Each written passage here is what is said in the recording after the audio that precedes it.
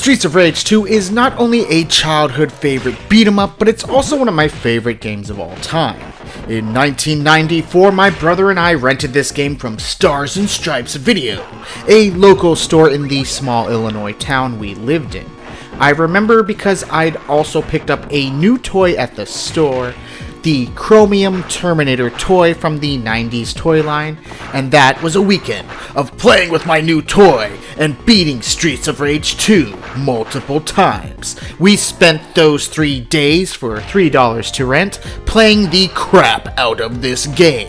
A very short time after we returned the game to the store, my brother came home from a local pawn shop, and for a mere $25 of hard-earned money, he bought us a copy of this game. In the decades since that day, I've played through this game thousands of times on all difficulties, and mostly with a second player. Streets of Rage 2 wasn't just a fantastic game for my brother and I, but even my sisters, who by this time never played any games, never, not one. They would team up together and play through this game back to back as well. They may have never played Sonic, they may have never played Hyperstone Heist, Altered Beast, or any other game we owned or rented up to this point, but my sisters would play a mean game of Streets of Rage. Streets of Rage 2 starts out 1 year after the events of the first game.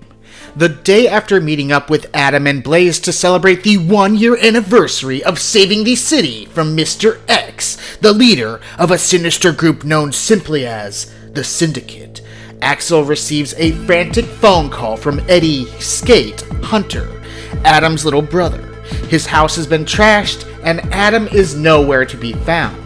They find a Polaroid of Adam in chains, lying at the feet of Mr. X, with no friends left on the police force to help them.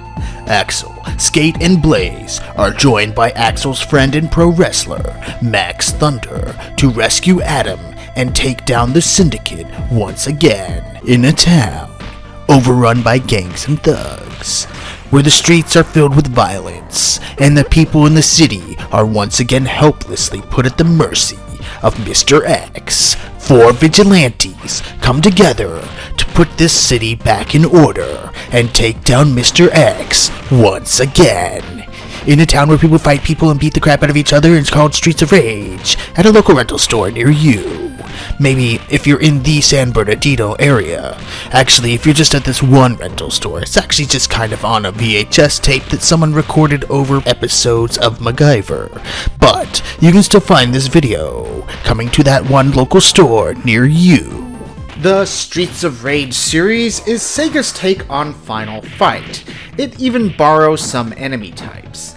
The difference is, Streets of Rage, specifically Streets of Rage 2, will always play better than Final Fight. That's right, I said it.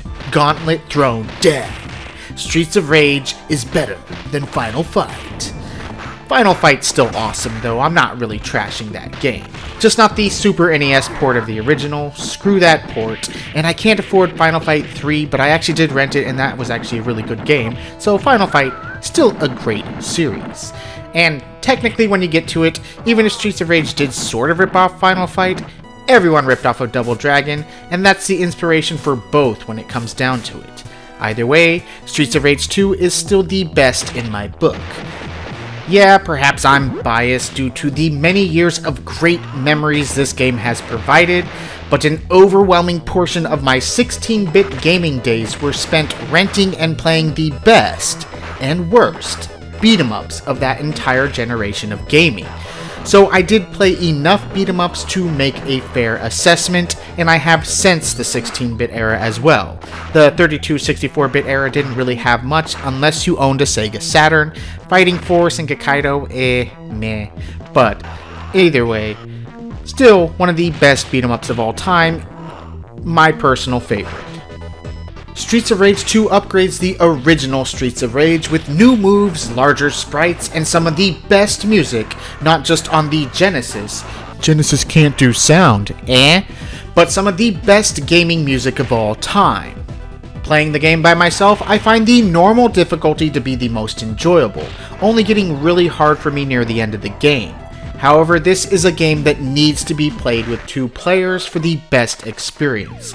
With a second player, I always find the best strategy is one person stays up top and the other at the bottom, so you don't hit each other or throw opponents into each other. Working as a team, you alternate who picks up which items as needed. Or, if your teammate steals everything and screws you over, you can just fight them in the duel mode to settle the score. This game is great by yourself, but lifetime memories can be made when playing with friends or family. The gameplay is fast and the fighting system is actually really deep, considering this is a simple beat 'em up, having multiple techniques in your basic attacks and throw maneuvers. As a beat 'em up, it's easy to pick up and play and has a deep enough fighting system that you won't figure out all the moves on your first couple of playthroughs. The game doesn't last very long, maybe an hour tops, but for me, for 1 hour at a time, this game has produced over 2 decades, almost 3, of memories, and is easily in my top 5 games of all time, specifically because of the memories, but nostalgia aside, this is still one of the best beat-em-ups of all time. Great 2D graphics, responsive controls, deep enough fighting system, oh, and that music. If you're not a beat-em-up fan, find them repetitive or too simplistic, this game won't change your mind on the genre. But if you are a fan and have yet to play this one, you need to. If you have played this game before, smash this thing into your Sega Genesis cartridge slot, load up a compilation or a ROM if that's your thing, and give it another playthrough. Fantastic game that I have so many hours of memories playing. Even without the nostalgia attached, I still think this game holds up as a fantastic beat 'em up to this day, and it always will be.